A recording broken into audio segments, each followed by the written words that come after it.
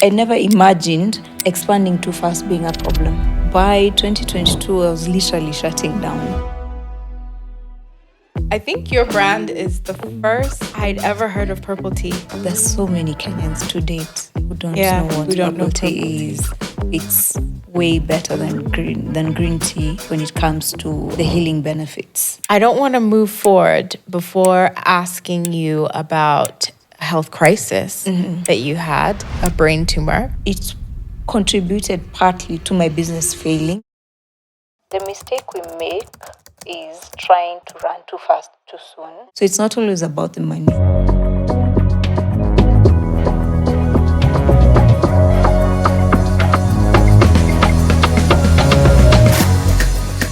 Thank you for joining me, Lucy. Thank you for having me. I'm really excited to have this conversation with you.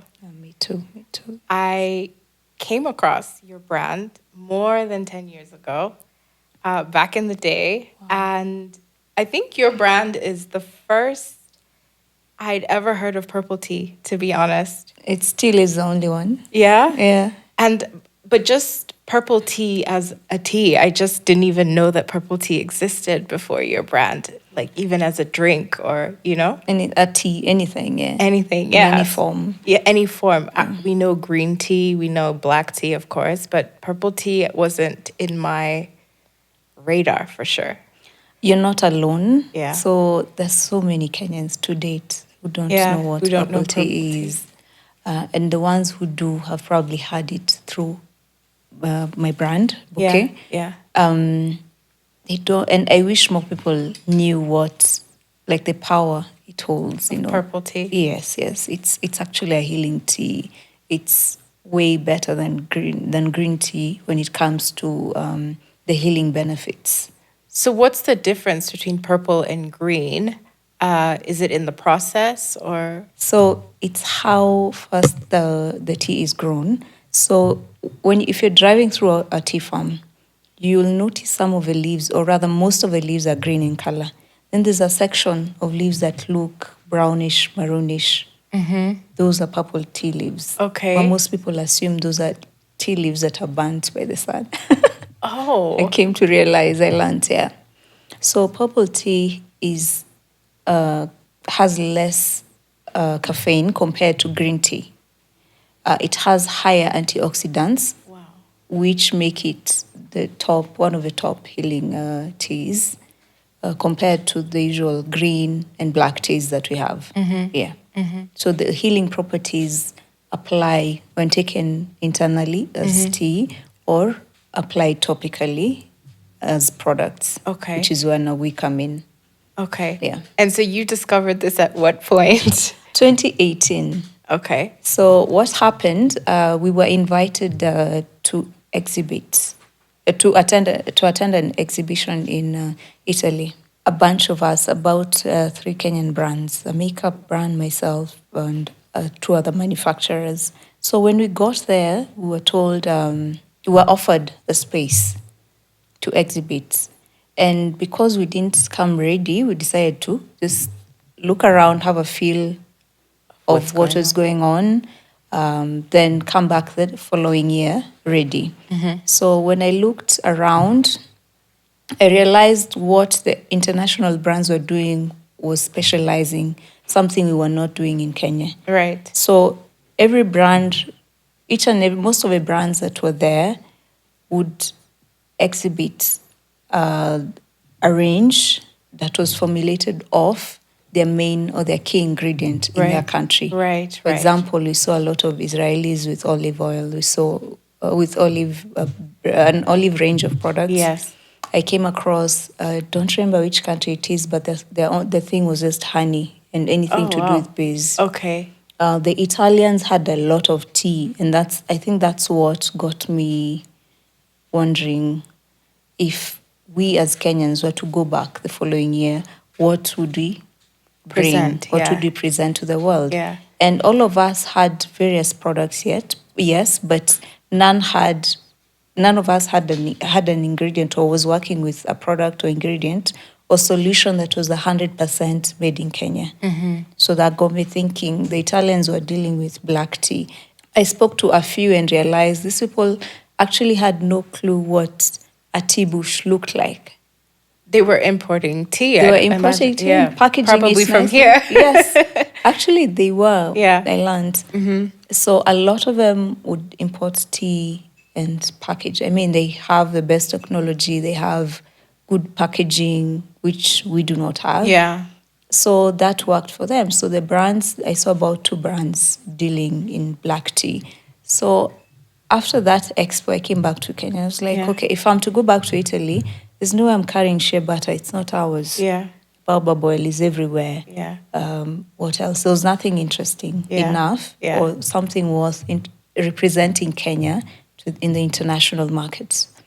So I went to the tea farms in Kenya because I remembered from history what we used to learn in school, what Kenya was known for, which is the tea, coffee, Yes, pyrethrum. of course. So I figured I'd start there. I'd pick one of those and see which one would be viable for formulation and skincare and hair care. So it was just the tea. I went to the tea farms. We started doing research, and my initial thinking was, let me try green tea. So I had research done in collaboration with the Tea Research Foundation. And as we were doing the research, they were also advising me, they were telling me the green tea market is actually saturated, or rather it's owned by the Japanese, Koreans. Right. So if you're going to play there, you're going to have a lot of work. But then there's a tea that no one is thinking of or working on or working with. So I wanted to know which tea that was, and that was the purple tea. So we did research, came up with data. We were able to pair cosmetics with the purple tea. Yes. And it worked very, very well. I realized it could solve a lot of the issues that people had, like hair breakage, aging skin, and all this with data, science-backed data. So I decided, you know what, that's a tea I'll work with. Yeah. And so at what point, these were, the people that you were working with were formulators? No, the scientists. Okay. Yes, I'm the formulator. Okay. Yeah. So the scientists did the research for you in finding out how to formulate the product properly and all the benefits of purple tea applied to the formulation of the cosmetic products So come out with. Essentially, what the scientists do to date, their work is to get as much data on all the teas we have. That is the Tea Research Foundation of Kenya. To get data on all the teas we have, then this data can be applied in various industries, pharmaceuticals, cosmetics.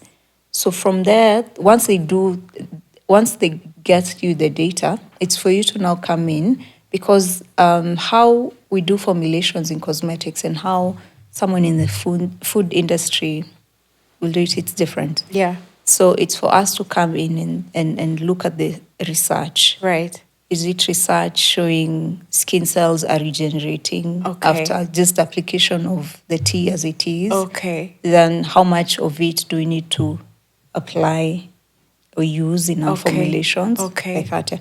So for them, they just do the research and give you the data. Wow.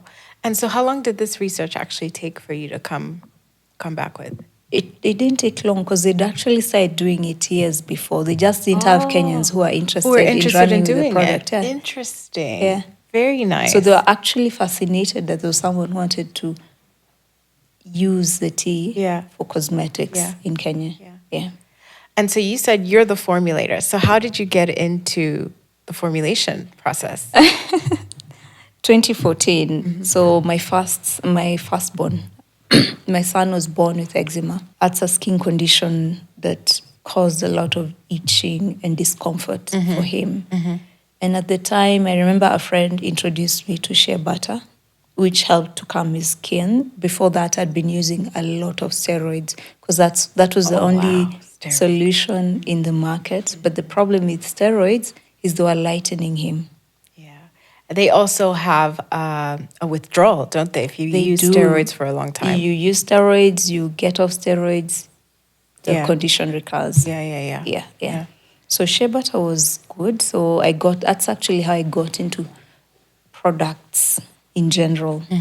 Because now I wanted to share this solution, because at the time, the millennials I knew who were having kids were giving birth to kids with the same condition. Same There was a problem. lot of eczema. I don't know if it was something in our diet, but yeah, it was happening a lot.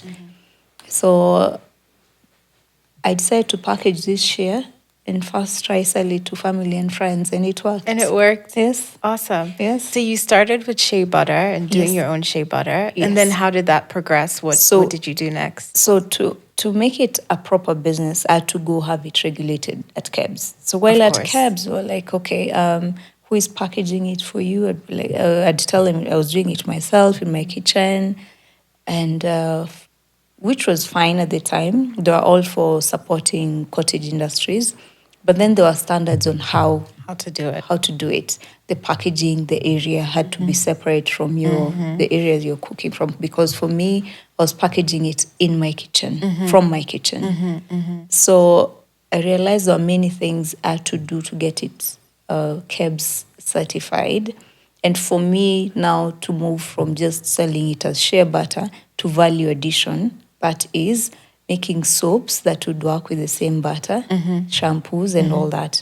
So at that point, I decided to enroll in the School of Formulation for 2 years. Okay. Yeah, so it was easy to study while doing it. Yeah. Yeah. Yeah. Yeah. I'd imagine that worked out really well. It Because did. as you're learning, you're developing your product and just getting Correct. better and better. It was easier. Yeah. Yeah. So you got your KEBS certificate, and then you got all the research about purple tea. It was shea butter for a long time, Yeah. up until 2018. It was shea butter and shea-based products. After my training, I started baking bathing bars, but they were all based on shea butter. Okay. Yeah, I had different kinds of bars till about 2018. So I was able to pair the data I got on tea with my skill, which was formulation. Yes. Yeah. Yeah. And I was able to come up with now a proper purple tea range. Yeah. And then your first product in the purple tea range was? The shampoo bar, purple tea shampoo bar. I remember that. Yeah. That one to date, that and the purple tea hair mask that I have. If God forbid a time comes and I do not have those two products, I'm literally closing my business. Those are the key star products. Yes, those are my star products. Okay. Yeah. So I remember those two products coming out, and I remember seeing them in stores. I remember trying the bar soap. And then I remember you coming out with more different types of products, like very soon after. So the manufacturing process and even funding all of that, can you tell me how you got from the first two products to now having a wide range of products? How you actually expanded your product line and funded it? So my very, very first product, the shea butter, funded everything. Yes. Because at the time, there weren't many people packaging shea. Yeah. So I was able to build a business, a proper business, and save a lot to a point where what I'd worked with, or the shea butter sales or income from selling shea butter, was able to cover the research and cover product development. Though I still did not, rather I rolled out the products within a stretch of a year. Yeah. Yeah. So my initial business, which was selling the shea butter and the bathing bars, Yeah. that initial stage helped me fund the next stage. Yes. Okay. Yeah. I mean that's pretty organic. It is. And a lot of people would, need Funding. funds. Yeah, funding, external funding. It depends. If you're willing to go at the pace your business is taking you, no rush, then you're able to fund each stage of the business. The mistake we make is trying to run too fast, too soon. So even with the purple tea, I knew I would have to do it slowly by slowly. Yeah, in bits. Introduce it to the market, see, get feedback before introducing the next product. And that's how I was able to introduce all the rest. Yeah. So if we pace ourselves, then if we're able to pace ourselves, and I call this, it's something I learned from a friend recently, the Mama Mboga way of doing things. Yeah. Put in 1 shilling, let it come back with its friends, Yes. then you decide where the friends are going to land next, like that. Yeah. Then you might not need a lot of funding initially. Yeah. Did you have to expand your operations when you were adding all those product lines? Definitely. Okay. Definitely. More production equals more production space. Yeah. Equals more people. And so the Shea butter funded all of this at the time? It did initially, yeah. That's impressive. It did. Yeah, that's very impressive. What were people saying about your product initially, your product line? And from the Shea butter point? No, after the when you tea. introduced us to purple tea, what were people saying about it? How that they were receiving? imports? Everyone thought I was importing products. Especially the packaging was Correct. really nice. That was intentional because Yeah. my thinking was there are those who know my brand, and then there are those who don't know my brand but are into aesthetics. They buy from that point. So I Yeah. wanted that customer who hadn't come across or interacted with my brand to try it. to want to try it Yeah. just Yeah. from seeing it Yeah. on the shelves. Yeah, yeah. So for me, that the first step was for them to just reach out, pick the product, and then now read the product. Then they'd be sold. Yeah. Yeah. So packaging was also part of my strategy. Yeah. Yeah. And that packaging was all done locally? It's all done locally.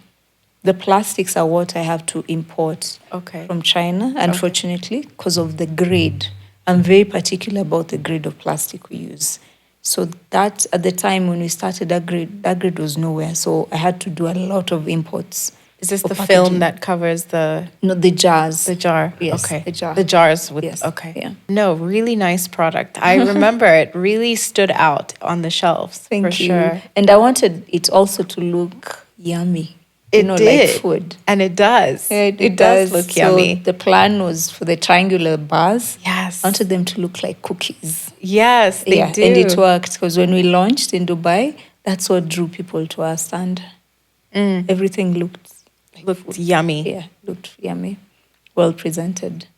To date, I'm still a believer of that. And also because when we started, people downplayed made in Kenya products a lot. Yes, we didn't believe in it and we didn't trust it. And, No, you know, yeah. No. Yeah. Not even, no, we didn't believe in made in Kenya. And also as manufacturers, the effort was not really there. It's true. With the packaging. So I wanted my products to be 100% made in Kenya, but not that, I don't know what. But what is the word? What is the word we're looking for here? Premium. Premium. Yes. I wanted it to look, to feel Feel premium. and be and look premium. Yes. Yeah. Okay, so what kind of challenges did you face in the early years of manufacturing BU.KE? Initially, it was, I was very lucky when I started as, with the shea butter. Yeah. It took off easily. It took off well. So I think that made me a bit too comfortable.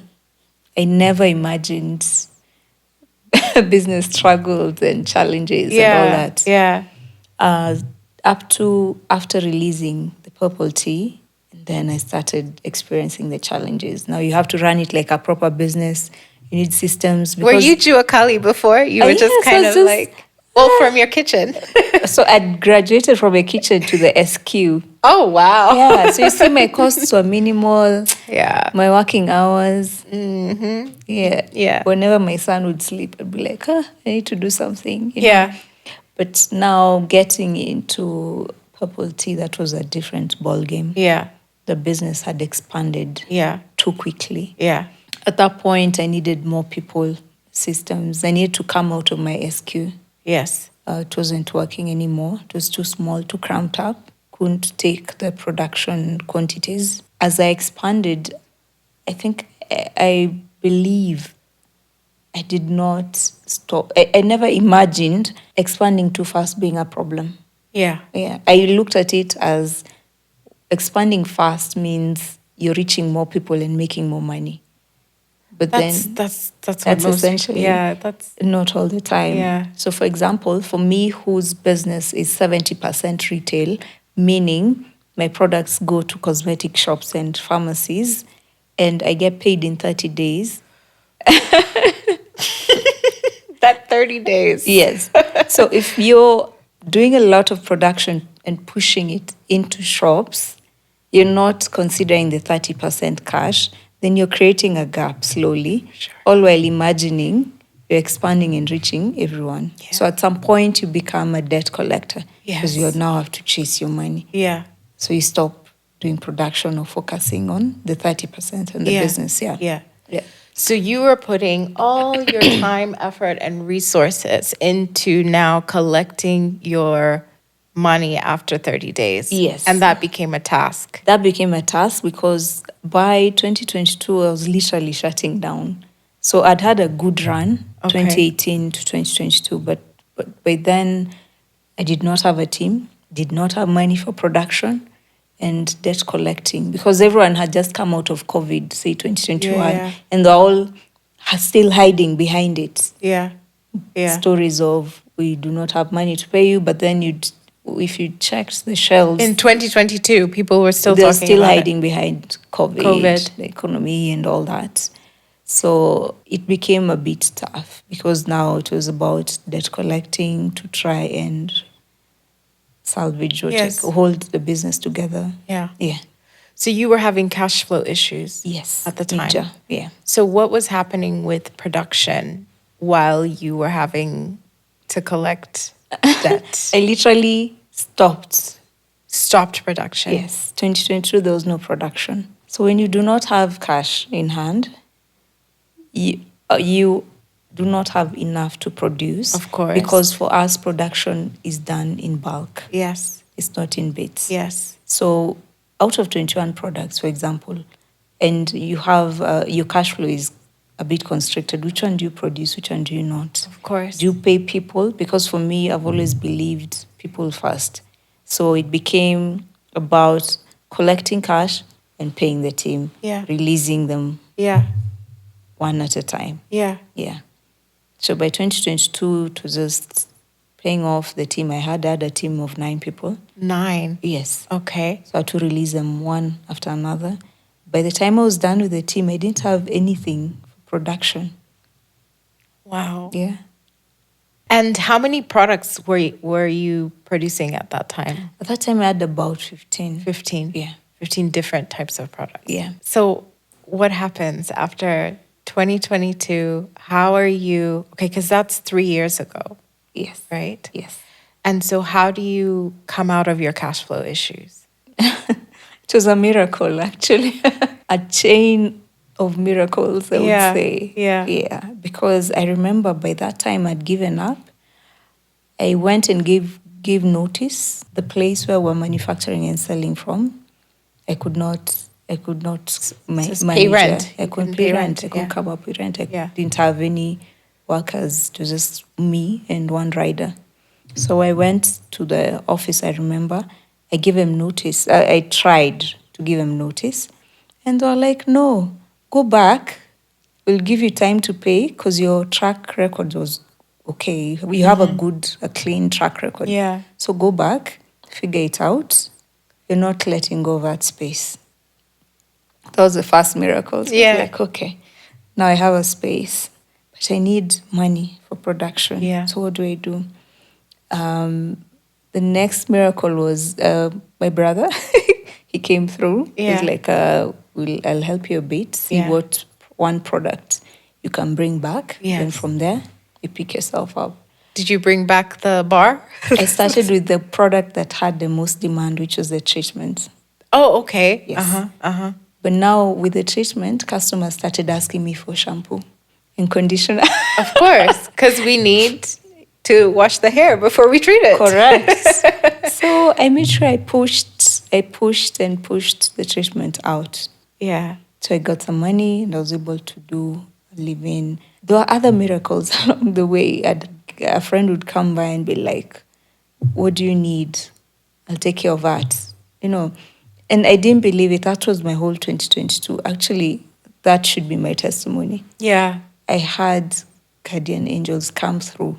I don't know where from. Just nudges from God. Nudges. Just telling You're not you. giving up. You're not giving Yeah, up. You're yeah. not giving. I'm sending this person. I'm sending this person. And that's how I was able to revive the brand.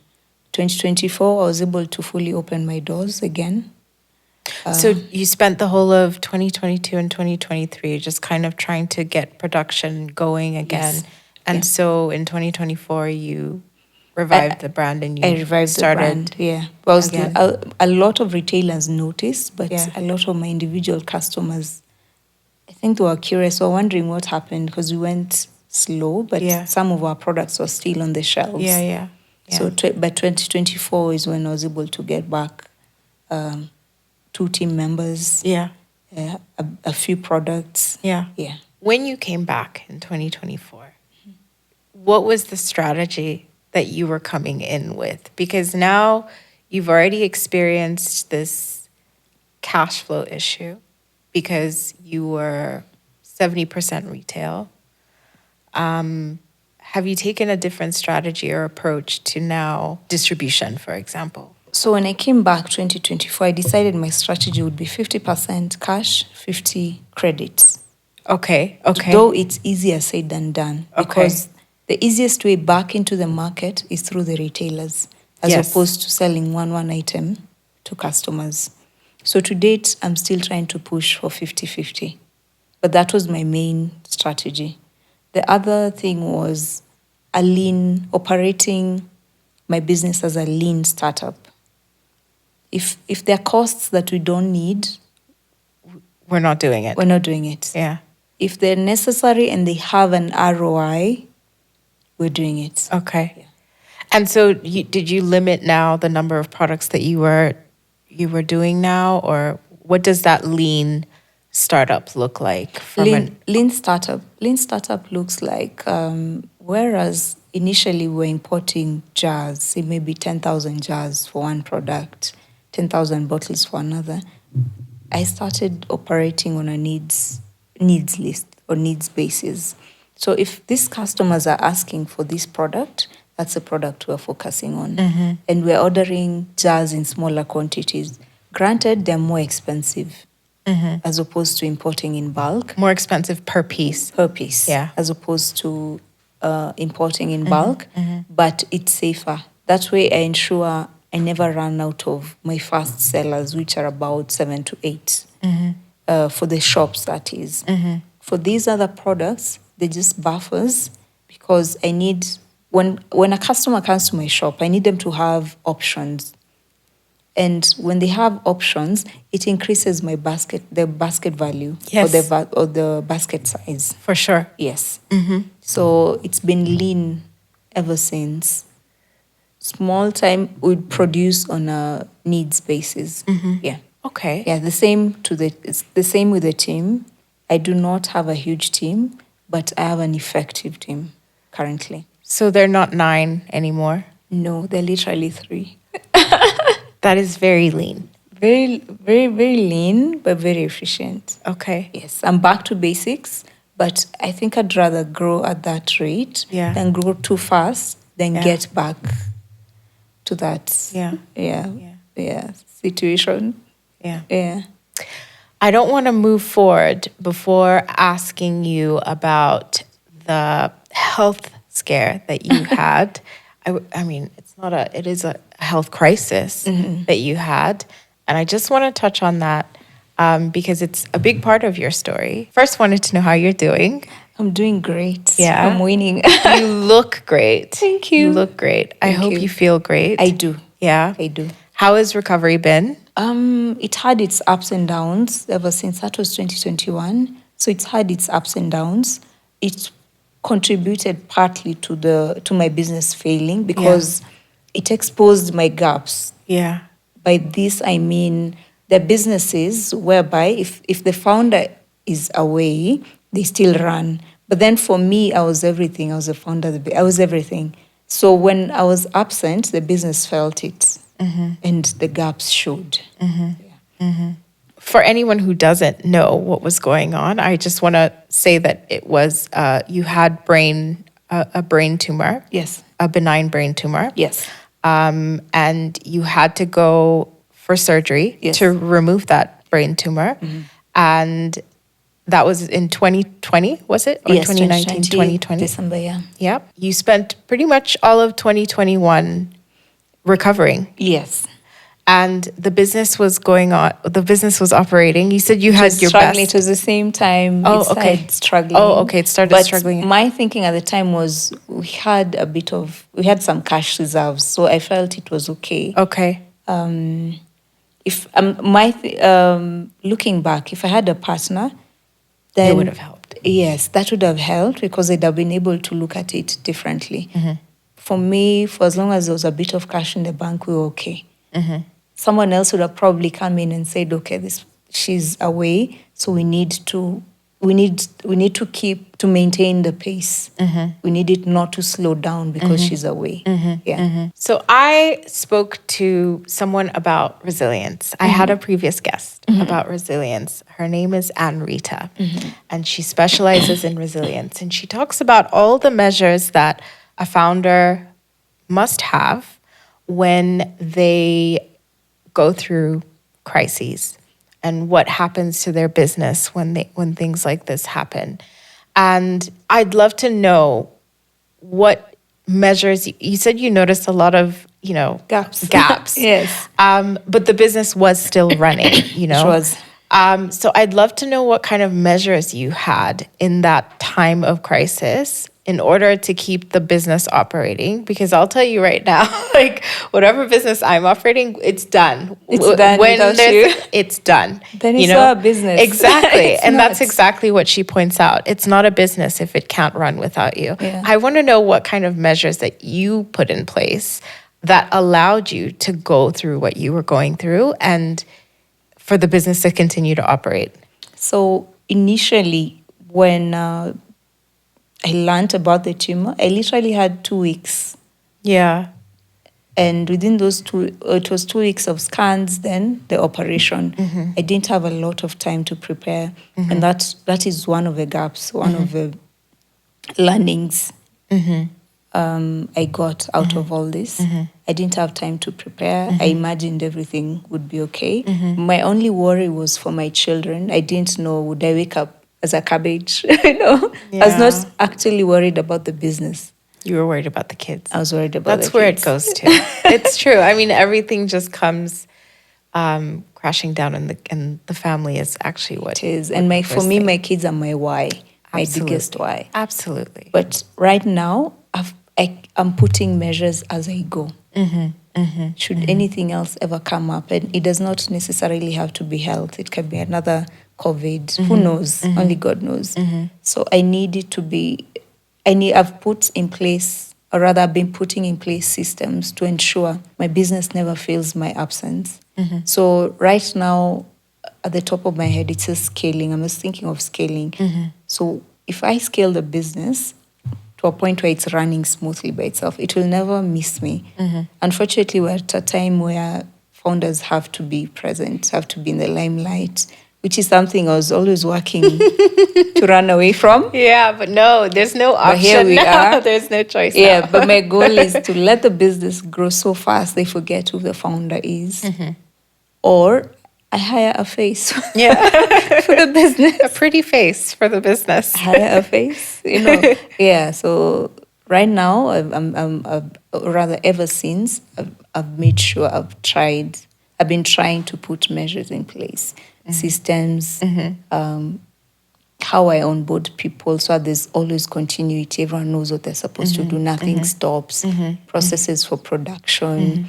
I have other people who are trained in my formulations, so it won't be that, so that nothing depends on me 100%. If I'm not there, there's continuity. Of course. Yes. Yeah. Yeah. Before we move on, I actually want to ask, when you went back to work from recovery, what was that like? It was crazy. Yeah. Because first of all, I was trying to understand what was happening. Fine. On one hand, I was grateful. The tumor didn't kill me. I was Yeah. grateful it was benign. Yeah. That was a new lease to life. Yes. Again. Yes. For my kids. Yeah. For my family. Yeah. And on this other end, I was trying to catch up with work, but I could not. I was on heavy medication. I had to pace myself. I could not internalize or consume info like before. So I had to work, say, maybe an hour a day for 3 days a week. Yeah. Just to check in. Yeah. Then I'd come back really, really exhausted mentally. Yeah. The medication didn't allow me to do a lot. I was gaining weight excessively. Really? Yes, head meds sometimes do that to you. Yeah. I gained excessive weight, so I was wondering, okay, What is this? what was happening? With your body? Yeah. Yes. So it was a bit hectic. I was worried because I woke up with no sense of smell, and I always imagined it would come back, but it never did.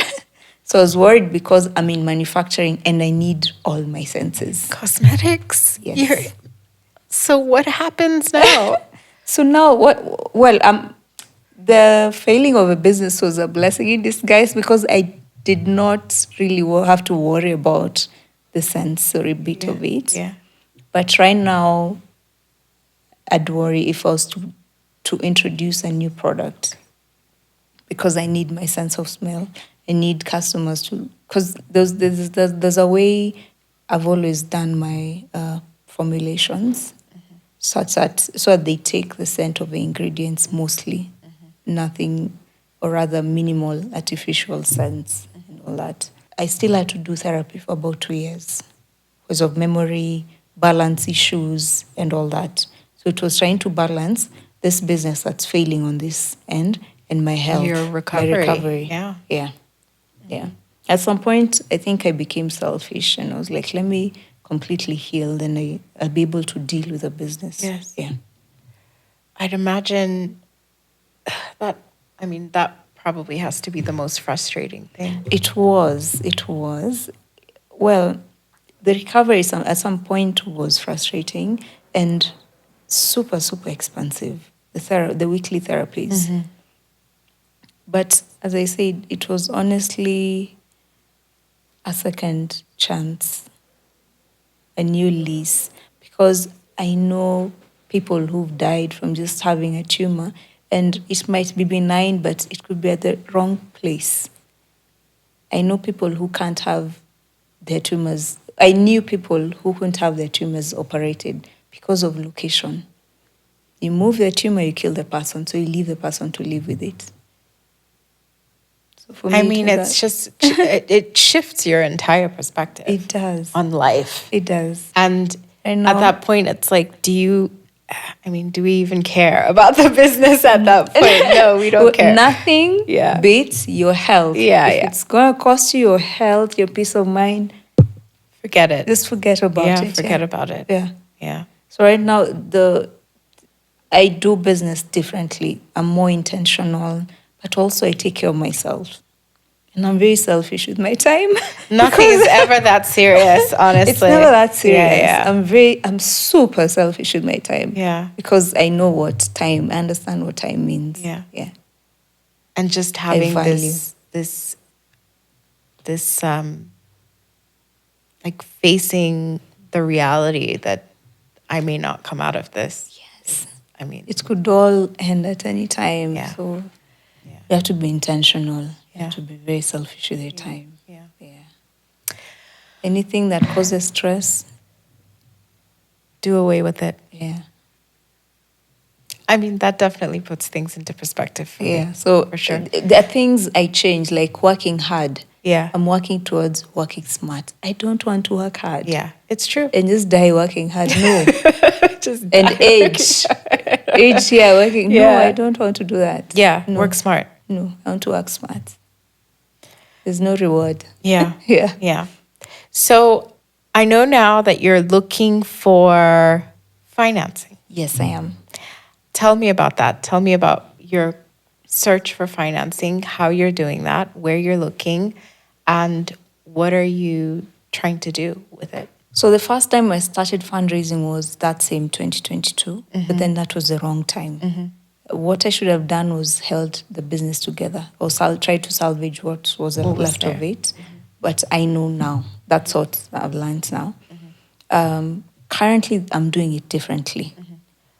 One, I understand it's like a marriage. So you have to be on the same page. It cannot be that this person coming in with money is dictating everything. They cannot dictate your vision or your dream. Initially, I'd pitch everywhere and anywhere. Yeah. Right now, I'm very selective. You have to be aligned. I have to be aligned. I know where I want to go. That's not changing because initially, when I was fundraising, you'd meet all these people with money and with ideas, and you'd try now tweak your fit vision. yourself in there. Yes, so that you get the money. But that was a bad idea. It was the wrong approach. So right now I'm doing it differently. My pace, this is my vision. If it works for you, we can see how to work together. If not, we don't have to. Yeah. It's not always about the money. Yeah. Yeah. And you need to understand, once you touch someone's money, that's when the real work begins. Because it's not just you anymore. It's not just me anymore. It's not just you anymore. Now you've got someone else's money on the line. Now you're risking someone else's money to make their money and yours. And that's not for everyone. I think everyone should just be like very real with themselves and honest. It's not for everyone, you know? So you're looking for VC money? Yes, VC money, angel investors. Yeah. But now that's where your network comes in. For sure. Very handy. Yeah. If your network does not believe in you, forget those other VCs. Yeah. Forget them. Yeah. So what is it Jennifer said, friends, family, and fools? Did you get money from friends, family, and fools? Especially when the business was failing. Yeah. It was family. Yeah. You said your brother stepped in and really helped you. He did. And so they believe in you. And so now you feel good enough to go out there and look for. So if you're doing things right, if you're trying, you don't even need to really go out there. You get offers left, right, and center. Yeah. People can see through your energy. If it's a mismatch, it doesn't matter how good your pitch is. It's true. You'll never get funding. It's true. If you're resilient, you're sticking your course, you're sticking to your vision, then you get offers. So it becomes about you winnowing what's right for you and what's not. What works for you, what does not, and pacing yourself. When you walk into a room with potential investors, what are you saying to them? So my strategy, whereas initially it was just, as I said, random pitching, right now it's more of conversations. Get to learn each other, to know each other.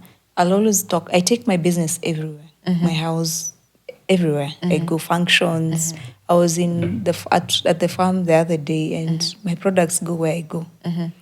So you become, you are your brand is you. Yes. So it's easier to talk about your products without sounding salesy or desperate for money. So, for example, whenever I'm invited to a room full of investors, depending on who has invited me, I will ask for a list of attendees because they're usually targeted, the investors. Then I'll do research on those ones.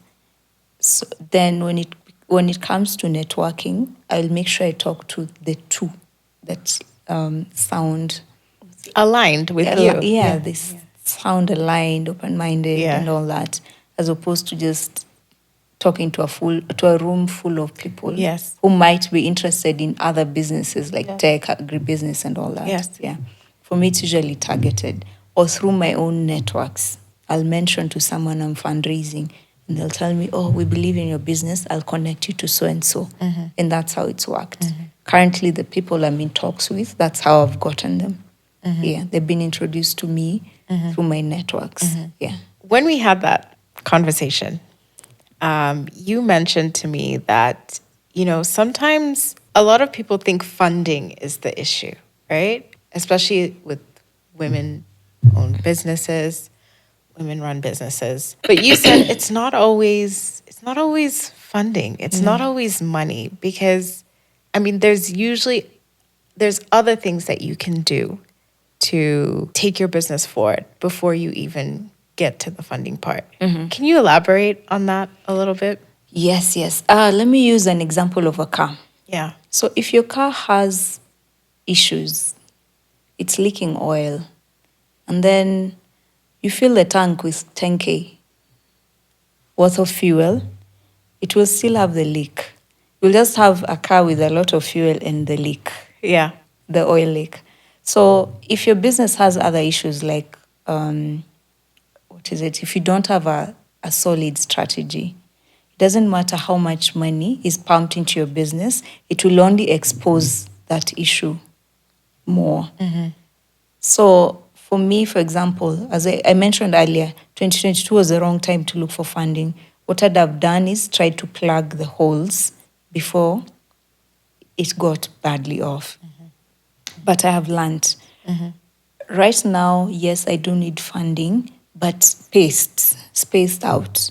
Because you could also get, our economy is what it is. So you don't need to do a large injection without a proper plan in place. And considering also we're heading to election period. So if fundraise now, what is the plan for 2026 to 2027? How are you paying back the money? Are you giving shares? You get? So if your systems are in place, then you go fundraise, it's easier. If you don't have systems in place, then you fundraise, it's a bigger risk. You're risking these people's money, and at some point, those cracks will show in a very, very bad way. Yeah. So it's not always about the money. There are small things you can tweak. For sure. And for us, for example, 2023 and 2024 have managed to revive the business. There was no funding involved. It was just one product, giving birth to the second one and the third one organically. So there's some things we can move around. There's some things we can do, cutting costs, having lean operations that will help, that can help you move a bit. Yeah. Such that when you do get funding, they're not finding you at a standstill. They're finding you already Still moving. making moves, yeah. You're making moves and you're not doing it out of desperation, because that's also a bad point to be at. You're moving, you're getting investment to scale, not because you're dying. Yeah, it's different. We have stats on the amount of funding that women receive, women-led businesses receive. It's a very small portion of VC funding. Yeah. 2 to 5%, we should say, African women receive that from VCs. Do you ever feel that? Do you ever feel like you're at a disadvantage because you're a woman? Do you ever feel like it's difficult for you to get those meetings or get those networks or get those connections or secure funding? For the longest I did, and I saw it whenever we'd been in a room full of investors. My male counterparts would probably be listened to more, but I also welcome it. Yeah. It's a good challenge. At that point, I now want my business to speak for me. So you want to fund the men, now look at the businesses. Yeah. Then you'll see that the women-led businesses are actually more solid. They have longevity. We're not jumpy, we're focused. Yeah. We're focused on the end game and the why. We do get greater success as women-led businesses. I don't want to brag. knock on any of the men-led businesses, but there are statistics that show we do run very successful businesses. We do. We pay back. We do. Better rates and all of that. We do. Even with the banks. Even with the banks. The repayment rates. Yes. For the rate for men versus women. Yeah. Yeah. I think the ecosystem just needs to catch up. It does. But do you think there's also maybe a confidence gap amongst women in even asking for it, to be honest? There is. Yeah. There's businesses or women who still believe you can't outman a man, which is true. You can't outman a man, but You might be able to outwoman a man. you can you can outwoman a man. You know, we're also catching up with that as women, and getting to a point where our confidence is high when you're asking. We're getting that confidence now as we're seeing other women. Yeah. Yeah, paving the way for us. Yeah. Yeah. I think that's a really important point. I think the more women that start asking, the more women will continue to ask. Yes. Yeah. Yes. So I think, I mean, I guess you would be one of those women to help pave the way, because I think, there's definitely women who just don't ask. We don't want to get into debt. We don't want to owe anyone money. We're risk averse. We are, and that has been me for the longest. Yeah. But then you realize if you want to get to the next level, it can't be risk averse. You have to be out there. Yeah. Yeah. You have to have risk for breakfast. But Risk for breakfast. I love that. Yeah, you have to. I'm going to send you positive vibes for Thank your you. fundraising Thank efforts. you. Yeah. Thank Because I really love your brand as well. Thank you. Yeah. And I want it to do well. Where do you want it to go? So I've done this for 11 years as it is. With the ups and the downs. With the ups and downs. So now I'm looking forward. I'm looking up. I want to diversify. If you look at the brands that diversified, especially after COVID, they didn't die. The ones that didn't are dead. I mean, look at coming here, I was looking at, I noticed a lot of stuff. Sorry. I noticed a lot of things. My friends call me election observer because I noticed stuff. So coming here, driving here, I was looking at a billboard for Dr. Mattress. And I remember Dr. Mattress came into the market with just mattresses. So now there are billboards advertising furniture. If you look at cooking oil companies, they're now advertising soaps and other things. Like products they can make with byproducts from their original SKUs or products. Yes. So if you look at all the brands that diversified, this small brand, what is it called? You know, curry powder. Yes.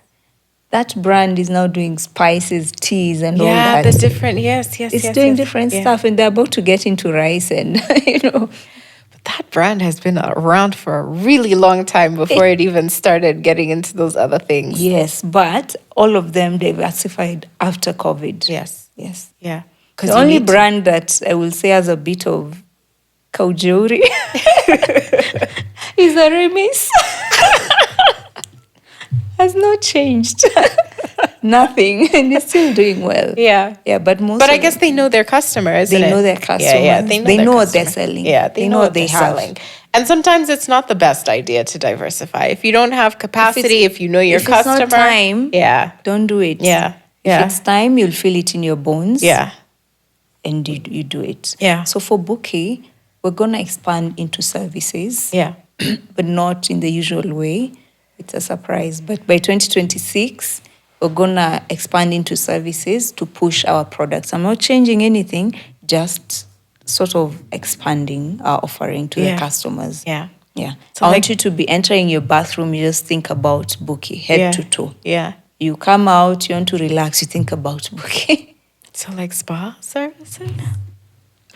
Okay. Sort of along that line. Along that line. Okay. Yeah. Okay, I look forward to that. I can't wait to see. It will be exciting. It will be different.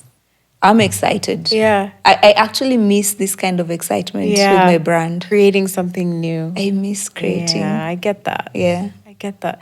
So are you the creative do you love the creative process more than you like any other aspect of the business? I thrive in the creative beat of a business. The back end. Yeah. Yeah, that's me. But I mean, back end can be operations. Okay, back end creative. Not operations. Yeah. No, I love the creative process as well. It's amazing. It's therapeutic. It is. Yeah. It really is. And fulfilling, especially when the clients come back with feedback. Yes. And like, yeah. I did that. I love that. Yeah. Yeah. Okay, I cannot wait to see what's going on. 2026 will be amazing. Okay, Yeah. awesome. Mark my words. We look forward to that. I do.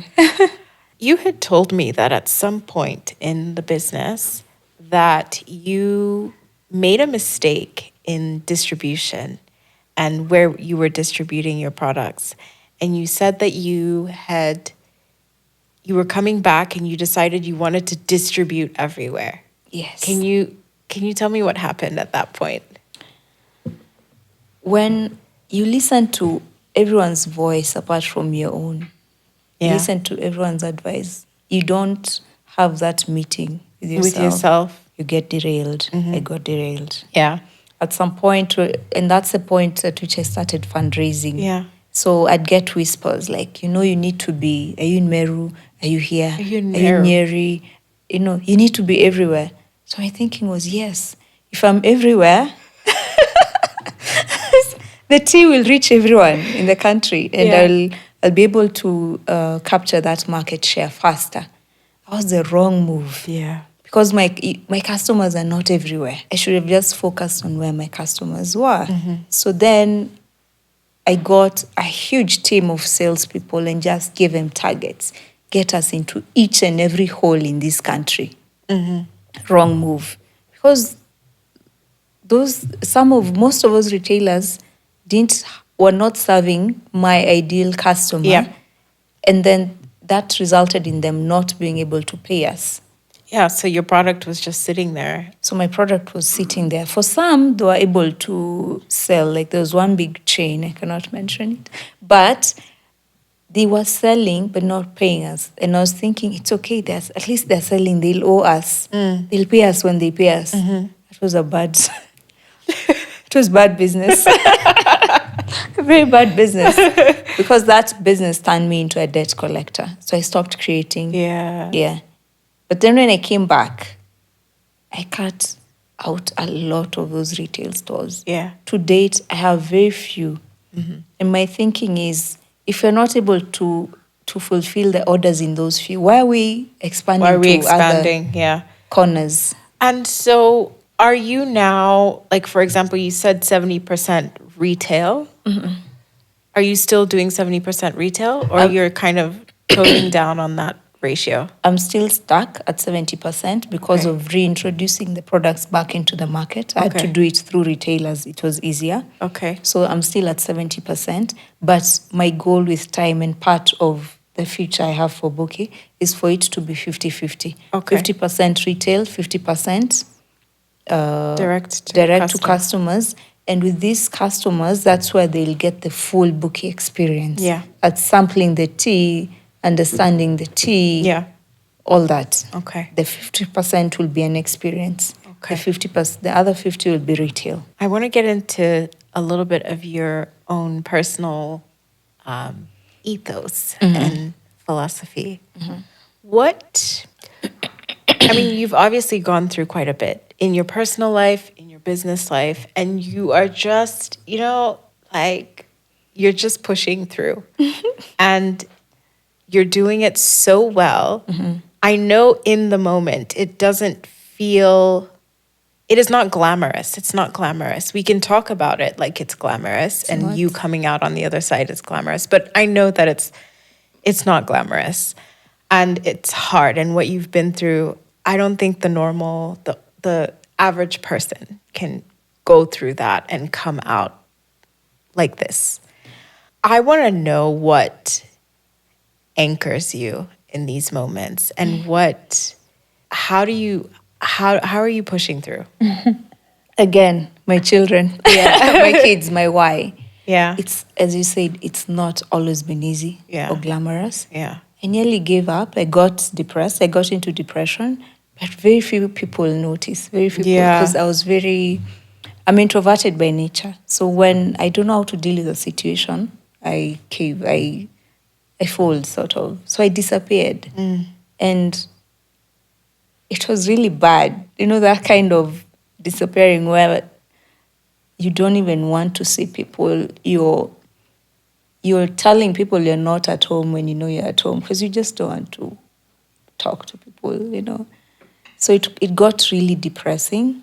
and I didn't know where to start. Yeah. I guess that's rock bottom. And why wasn't failure an option? I want to know.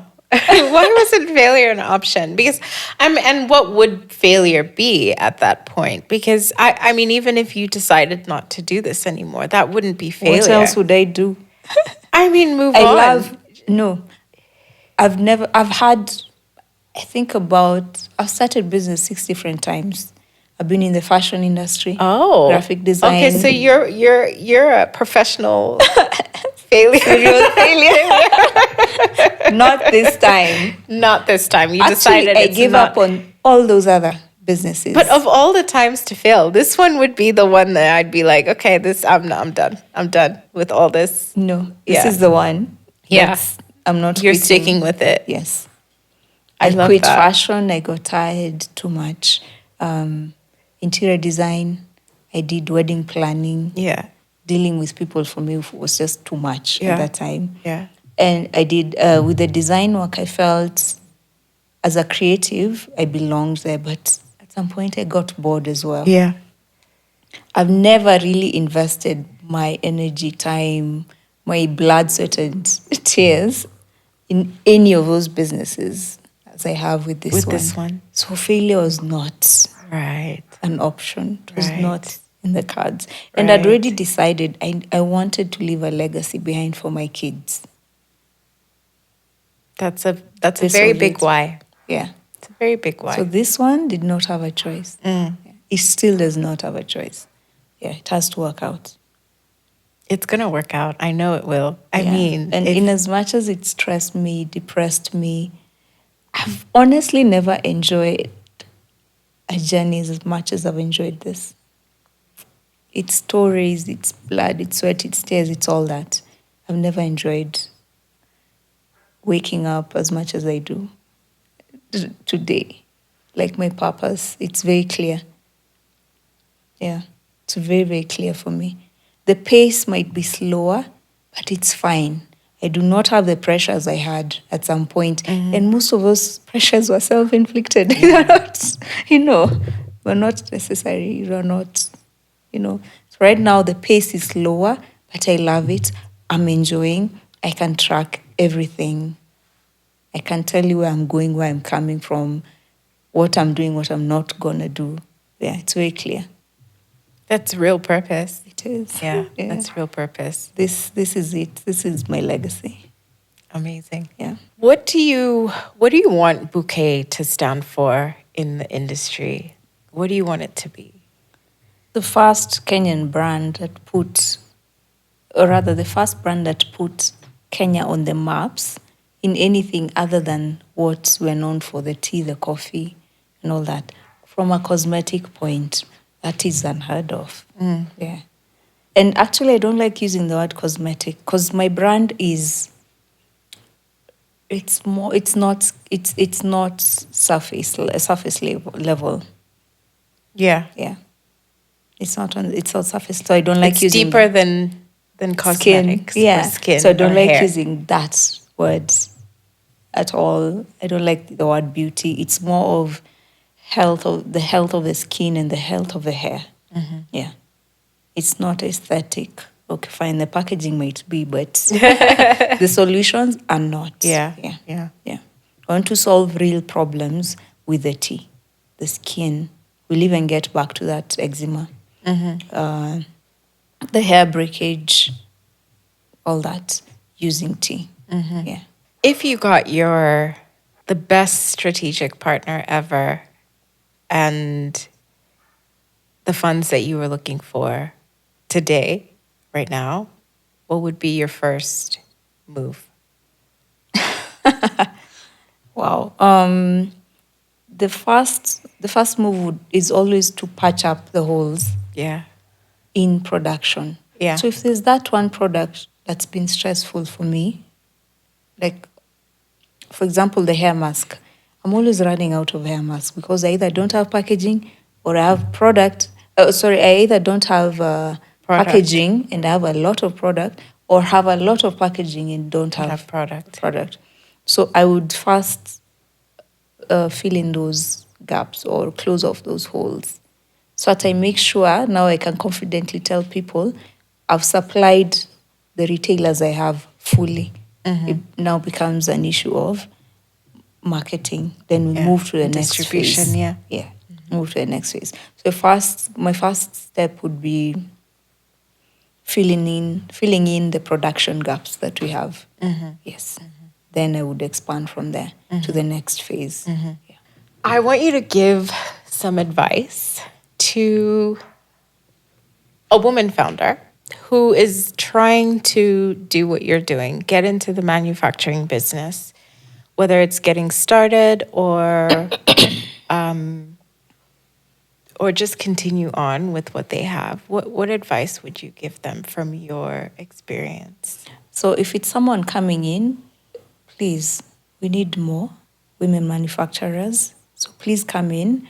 We need numbers, but come in with a very thick skin. It's manufacturing in Kenya is not easy.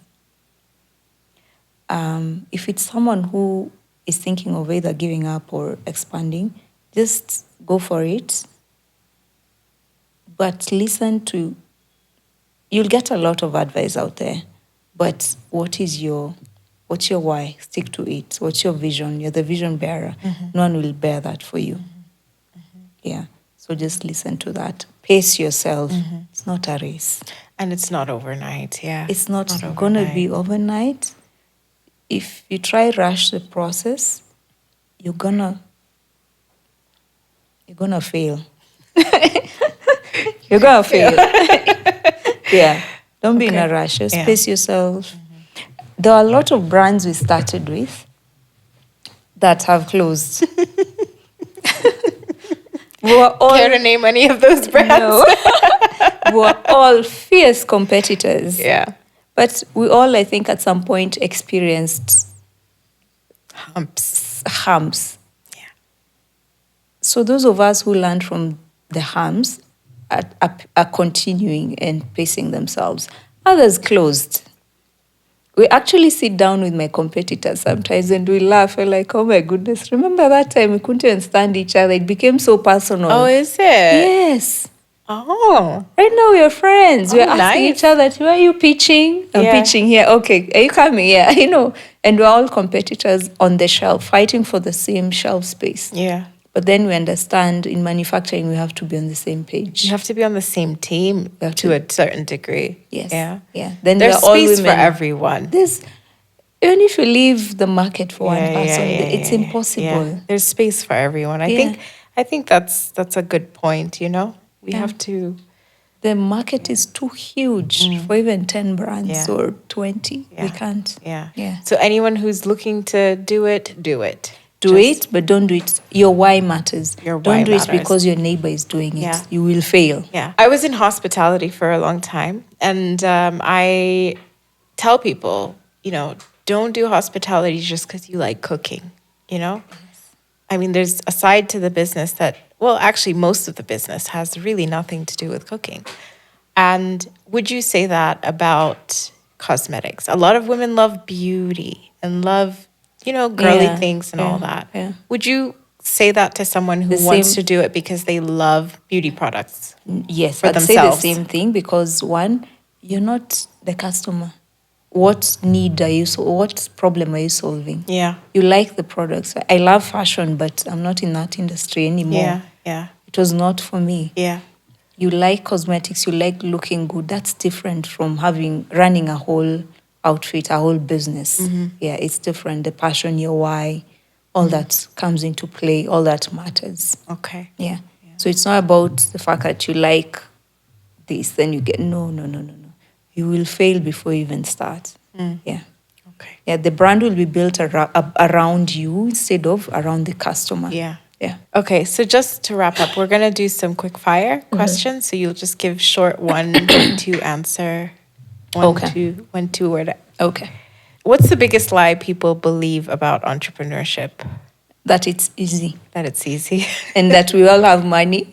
Right. We're broke. I mean, we're always broke, though. Always broke. Most of the time, we're broke. Yes. What did your illness teach you about business?